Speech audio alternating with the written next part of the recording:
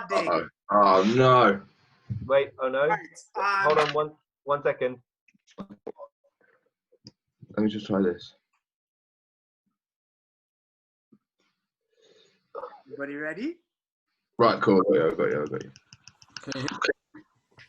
I can hear you. Okay. This is definitely staying. This is definitely staying in the fucking episode. Oh, we're recording this? I'm a sound. My mic out. Right.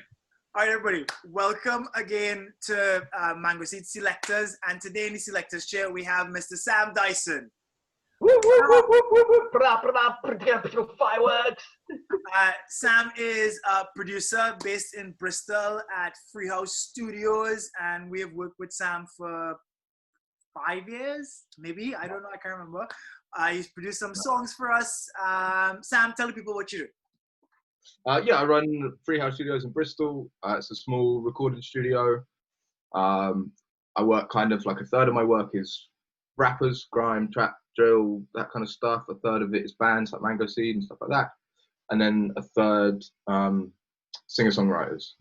And then today I did a voiceover for a documentary about the shark fin trade. So it's kind of varied. Which documentary? The shark fin trade, man, it's fascinating. I'll tell you about it another time because we do not have time for that.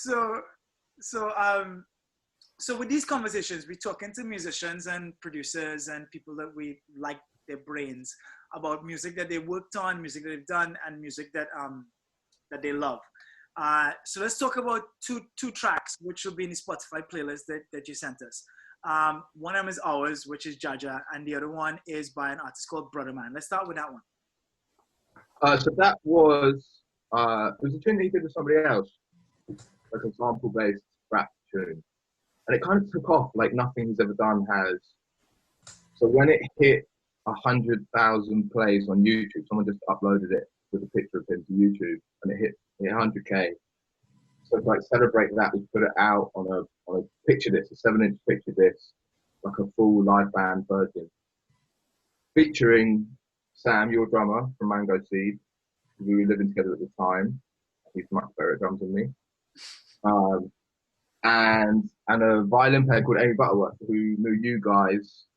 And when I was working, it was when you guys were looking for a new drummer. Yeah. So when we were doing the string stuff for the record, she knew that I played the drums and said, like, do you want to audition for this band? And I was like, yeah, definitely. Play me some stuff. And then we listened to a couple of tunes, I can't remember what. And I was like, oh, I can't play drums that way. But Sam can. So Sam went on to the audition, and now we all know each other. And the rest, as they say, is history, right? And you're not bitter at all, right? No, man, I got to produce the record. Like, I'm not a drummer anymore. And I couldn't have, yeah, I mean, Sam smashes it every time. He's my go-to drummer.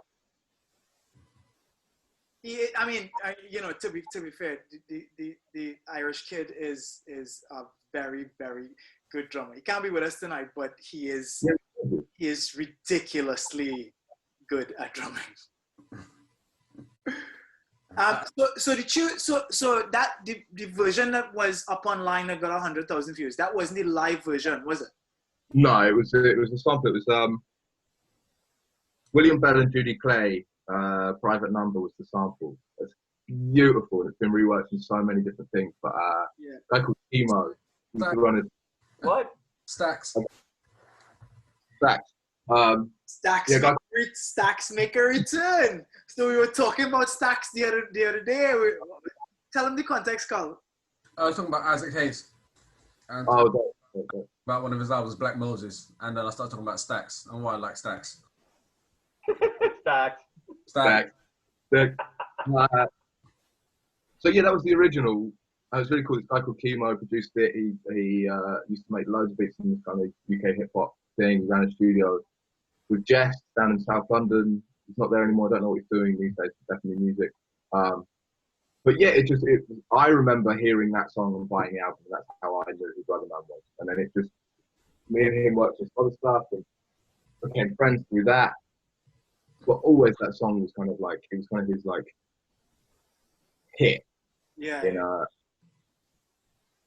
In kind of a turbulent career. He's done amazing things now. It's really cool, like singing a lot and playing stuff. living out of Spain and just writing loads and loads of stuff. But yeah, that tune was just huge, and when it hit 100,000, we had worked on a mixtape together, which was due to come out, and so we just kind of build all this content, and we did that live version, which is, you know, how I know you guys. But it was the first record where I considered myself a producer rather than just a beat maker. For real, what shifted for you in that, you think? Well, it was the first time that I got a band together and kind of told everybody what to do, notation-wise, rather than just taking a sample, putting a bass line on it and a drum and just looping it. Yeah. And, you know, it really took like the creative role of producer on, rather than just like make a beat, send it to a dude, focus bits on it. Yeah.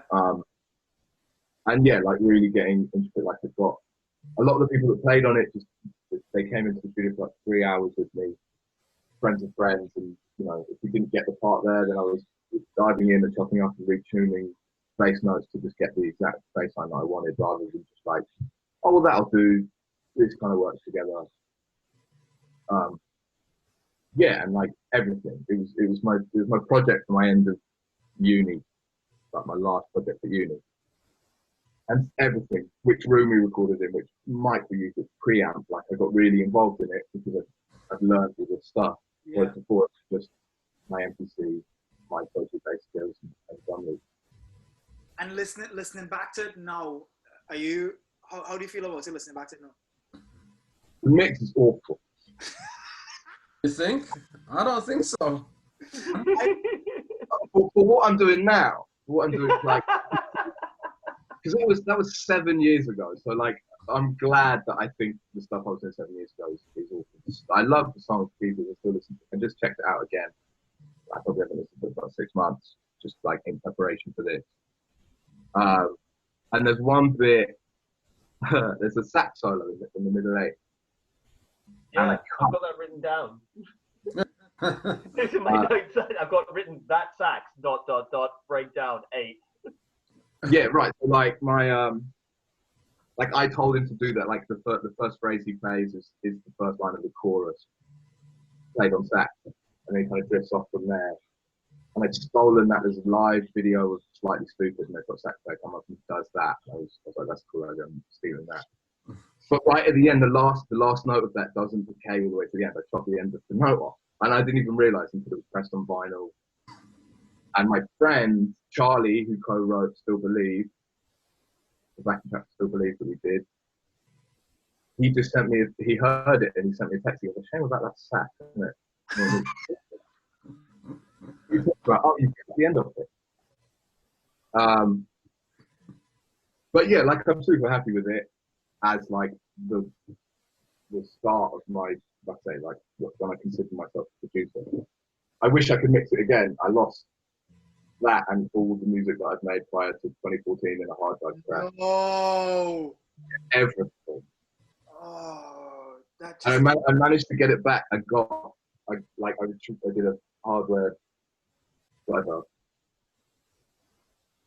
When I get the data back of a broken hard drive, and it got me audio 1.wav, audio 2.wav, to like audio 3006.wav. These would be like little guitar licks on a song. There's no Logic project, so it's not gonna like auto fill itself in. It's just gone. That just gave my chest felt that. Right, let's The funny thing about the Brother Man track is that a lot of stuff came after it, right? In the same kind of genre, but doesn't sound anywhere as good. Even stuff that comes out like been out from like last year and stuff. I'm like, okay, I'm like, I don't get it. I couldn't get hooked. They went thing, but they went too live and it was too, you know what I mean? There was I think because you had that personal touch where you were the puppet master, you know what I mean, and you had the overall vision. It sold it neatly together. But bands now, they're just like, oh, we're all gonna do that, and it doesn't have that impact. You know what I mean? So good job. Oh, thanks, man. It was something that I was like, really into the whole syncopation thing, like the stabs in the chorus. And I was really keen on just having everybody hit together rather than like you hear a lot of tunes where like everything everybody's doing is dope, but it doesn't gel together in that right way for me. And so I really wanted it to be that kind of wall of soundy, stabby, or almost orchestral thing going on. But yeah, no, it's cool. I think there's something. I think, Carl, what you said is really interesting. I think there's something going on in UK hip hop and grime now where everybody's leaning live because they're understanding, like, we have to, when we go out on tour, we want to have a band and not just a DJ, and that's more interactive and stuff like that. But they haven't gotten the balance right yet between like a produced tune and a live tune. Everybody wants to have horns on the tune. Everybody wants to have like a live guitar. So it either leans to end up kind of being, and there's no disrespect to anybody, it's just developing, full kind of rocky or full kind of jazzy without really landing in the grime space how it is. Like how the Roots took forever to develop what a live hip hop sound is gonna be, right? And it's still musical, it's still beautifully played, it still has all the orchestration and everything like that, but it's definitely hip hop. Like grime, UK hip hop and grime haven't gotten there yet, but they're getting there. And when they get there, it'll be something to see. But what's great is the live shows. Like grime's always been interesting because it's just a vibe. But hip hop, especially UK hip hop shows, until maybe 10 years ago, with a few exceptions, was just boring. Just dudes on stage over a backing track that was too loud, and like there was nothing to it. And now, whether they've nailed it or not, like Jess puts on a great show with a live band, and it's really cool. And he's given the music to the band, and like, you guys work this out, and then he'll come in and work on it. I'm sure he's involved more than that, but there's a band leader, and kind of work that thing out that you're saying is lacking. But even just having the live band, having that energy in the room, is a way, for me, it's a way better experience. Grime's different because you can just have it banging and 140 and everybody's just going mad. Also, like one of the interesting things is that there's a bunch of guys who are all around the same age, in their mid to late 20s, who are proper like brass instrumentalists and pianists and stuff like that. Black guys who grew up in South London and stuff like that, who can really play, really play. And that marriage of them coming into the grime scene or the hip hop scene is really, really interesting. I think there's a real beautiful thing going on. All right, let's talk about Jaja, because I don't want to run out of time. All right. So Jaja is our song, a Mangoseed song that you produced. I don't know. Were we hard to work with? Were we different? I don't know. We've not done this. How did you produce it? Well, we did. What did we do? Like 3-4 days in Bristol. Yeah. We done 7 or 8 songs, of which like 2 or 3 survived. 2 came out. Yeah, Lucy and Jaja came out of that session. Yeah. And I think maybe Shoot we could still do something with, but the rest of it, they're demos. Yeah. I remember listening to, it was the second year that I was running the studio, and I was still living out in Somerset, not even in the centre of Bristol. So I used to get this train every day, half an hour, 40 minutes in and out of town just to go to the studio. And you'd sent me over the demos, which I guess were just like iPhone recordings from the rehearsal room or something. Yeah. And I remember listening to Jaja, and like in my headphones on the train, and just feeling it kind of wrapped around. Even that demo, it's really, it put something about that song, puts the listener in the middle of it. So that was kind of all I was going for. Like, to maintain that. That's what I really wanted to hold on to. And then I think we did those sessions, and I kind of did rough mixes of everything and sent them all off. But Jaja just really clicked. It just worked straight away. like the first mix of that. I think that the mix that came out was maybe like round 3 or 4, and very little change. But that one, just I was really in the zone mixing it, and everything just clicked into place in that song. I remember I wasn't happy with the vocal, and I did it over. I was working at the lyric at the time, and I did it over at lunchtime. I was like, I hate this vocal, and I went into Lyric has a studio, which is like we hang out there a lot, and I just went into the studio at lunchtime, and I was like, all right, I have an hour to nail this and send it to Dice, and I did it. I was like middle of the week, and I did it, and I sent it to you, and then you called me instantly and went, yeah, you're popping on it. Yeah, because it was in a SM58, and you're like, you're popping on it, go back and do it again. And I was like, and I went back the next day and did it again and sent it in. And he was like, yeah, sick, and he kept it. Yeah, I kept. I think the final thing is a blend of what you did with me and that one. Yeah, there's a bit of both. I remember really messing around with your vocal on that last rap verse. Your vocal. I was just listening to it, and you really don't notice it unless you like skip from the start to the end of the verse. But it's so saturated by the end of the verse. It's like you're getting more and more like gritty and grr, and like really building that feeling. So the last word is sun, and that echoes out, and you just go son.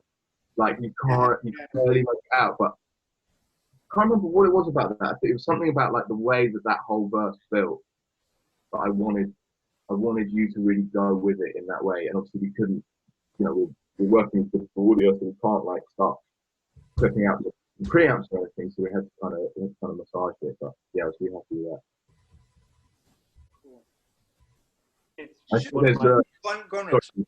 I was just saying, it's one of my favorite songs from Mangoseed, like genuinely. But I went through a period where I was just like, I don't particularly like playing this because it's a really simple bass line. Did you play 2 notes, right? I played like 6. But the riff is 2 notes, but it's perfect. Yes, I know. Now, after listening to it and then hearing it, basically we got recorded at So Far Sounds doing it, and they played that live version back, and I played it and I almost cried at like the arrangement and stuff. I'm like, this is so fucking good. Oh shit, I'm an idiot. But also, it's funny you say that because the bass is what drives that song completely. The bass is the song. Way too loud. Like without that bass, there is no song. The bass, like everybody else is like literally everybody else is just kind of touch. Everybody else is going what not to do in the song except the bass. Everybody else, even the drums, are like going, what should I'll just come in here and come back out. Come in here and come back out. And the bass is the only thing that's going the whole way through the song. With the bass and that fall to the floor kick to stay constant. Yeah. I remember when we did it, I can't remember the section of the song, like the drums drop out for a bit and it comes back in. And there's always a part of the song that now I'm fine with, but when we first did it, I was like, we've completely lost the beat in a really nice way. And then the one comes back in where I would never expect it somehow. And I kept talking to Sam, like, what have you done? He was like, absolutely nothing. Just going.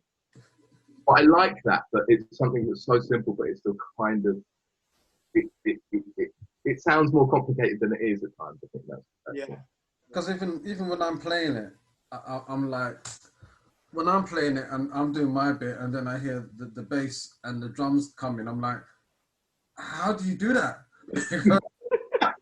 I'm just like going like this, and you guys are doing something totally left field.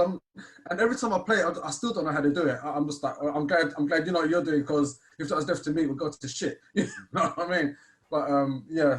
I think we could check with Sam on this, but I think what he is actually doing is bringing like a different bit of the kit in there than he was before. So it sounds different, but it's in the correct timing. I think he's like, instead of bringing the snare back, he brings the kick back, or something like that. It's weird, magical, crazy Irish thing that he's doing there. Goodness, he's doing. It's something like that. And also Carl's guitar just has that huge, like really sparkly delay thing going on. And that kind of just confuses everything for a second. And then the band comes back in and it's like, oh, here we are. Yeah. We had a. I want to talk about the other album, but go on, go. Sorry, but we had a Depp come in to play bass for the song, and apparently he couldn't figure out where the fuck he's meant to come in. Right, so it's not just me. I'm glad it's not. I mean, sorry, go on. I mean, I hear it in my head as lyrics. You smack a fish on the bum bum bum bum bum bum bum bum. You smack a fish on the bum bum bum bum bum. That's all I like. I have to have a thing because it's madness, and I'm playing it.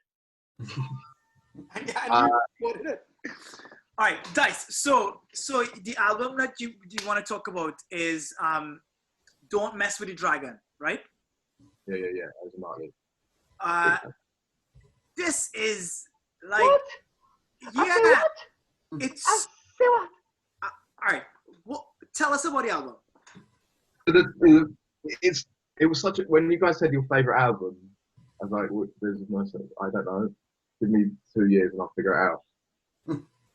But what I love about this album is that every time a band comes in and they're like doing a couple of songs, they're like, oh, they're really different, aren't they? I don't know how we're going to make the album work. And I'm like, listen to this record. Listen to the first 10 seconds of each track on this record. Tell me what's the problem. Because there's no two songs. Oh, there are a few bits that are similar, but you like from start to finish, you never expect the next song to start how it starts, Ever. or to be how it is. No. And it's just not a problem. But everybody thinks it's this thing. We have to make a record that like sounds, you know, cohesive from start to finish. It has to, you know, is this a rock record? Is this a rap record? Is this a funk record? Well, it's all of them at times. I've written down the genres because I was getting confused, and I've got Latin, hip hop, rock, salsa, jazz, funk, reggae, Chicano rock, which I found out is a Mexican origin rock. Right. Every song.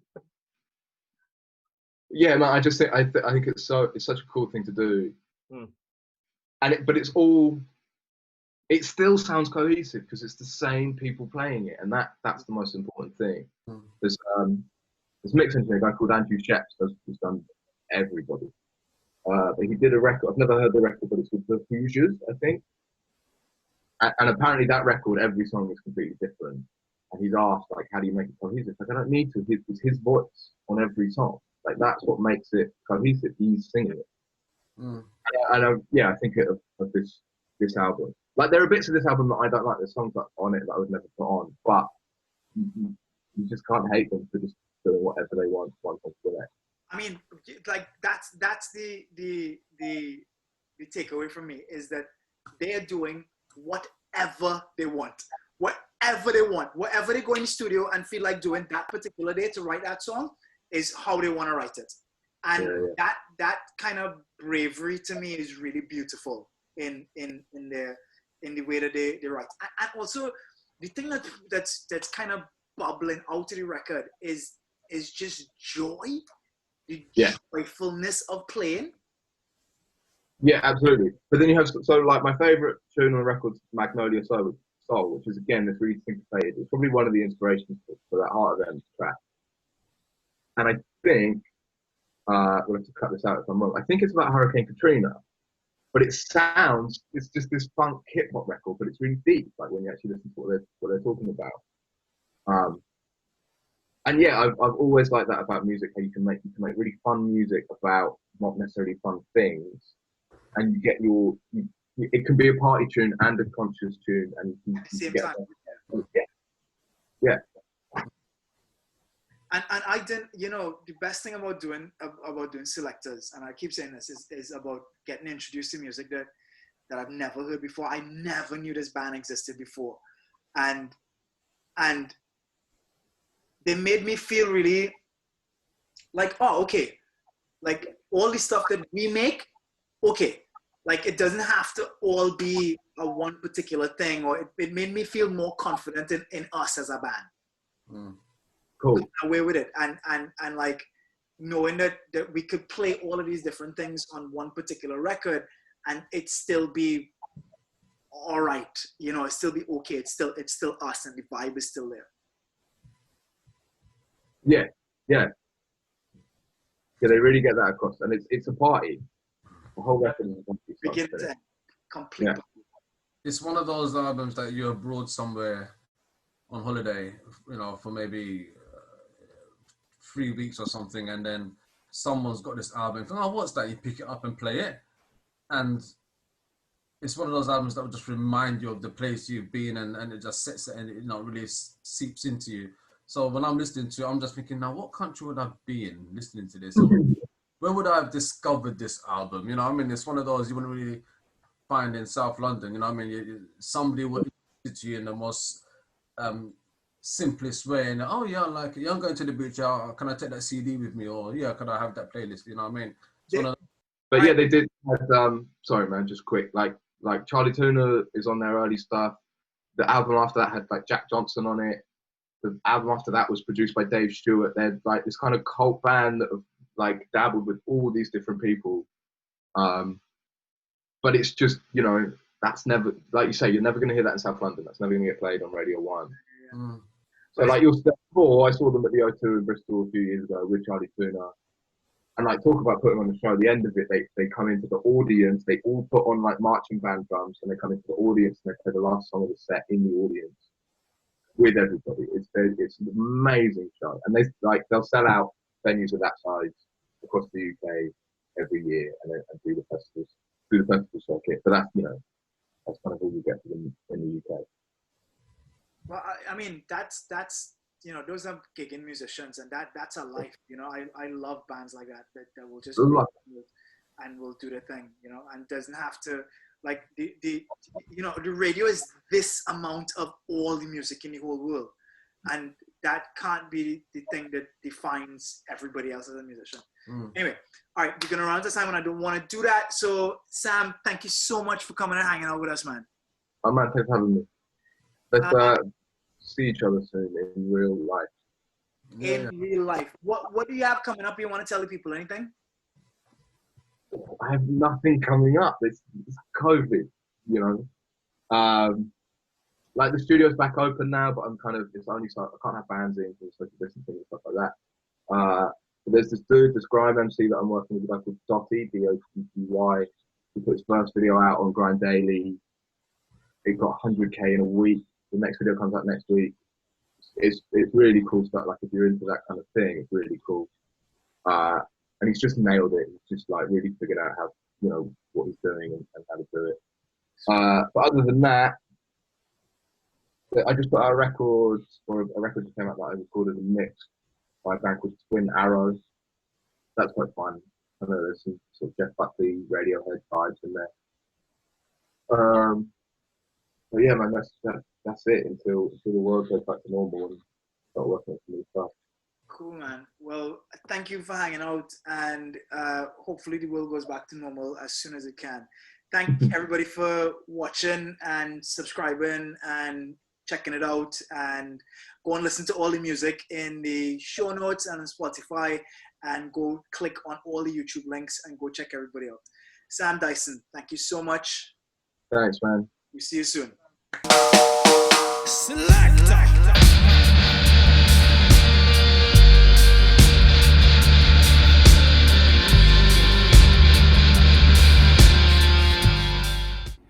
Rich and Nico in the morning. Like, share, and subscribe to all our videos.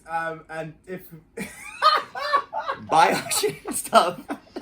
He's gonna keep laughing. But seriously, like, share, and subscribe. Thank you so much, guys. Come again next week, Tuesday. Peace.